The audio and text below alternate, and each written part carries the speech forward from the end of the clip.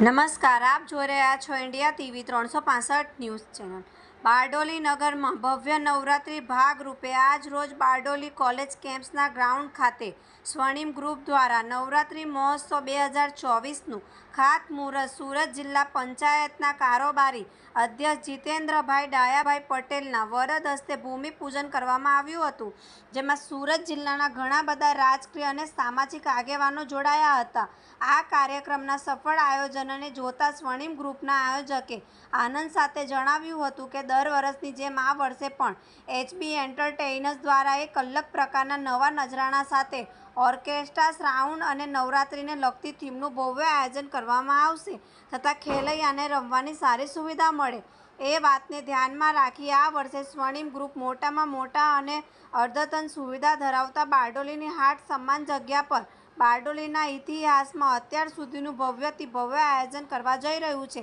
તો આ આયોજન સફળ રહે એ માટે સ્વર્ણિમ ગ્રુપના આયોજકોએ બારડોલીની જનતાના સાથ સહકારની અપેક્ષા વ્યક્ત કરી છે। જોતા રહો ઇન્ડિયા ટીવી 365 ન્યૂઝ ચેનલ।